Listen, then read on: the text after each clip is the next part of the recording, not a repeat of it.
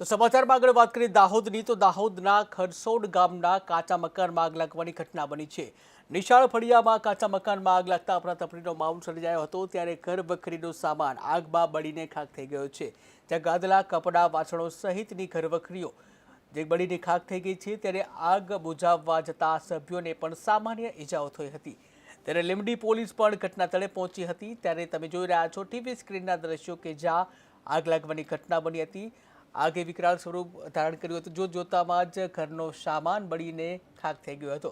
ત્યારે દાહોદના ખરસોડ ગામની આ ઘટના છે। કાચા મકાનમાં આગ લાગવાની ઘટના બની હતી।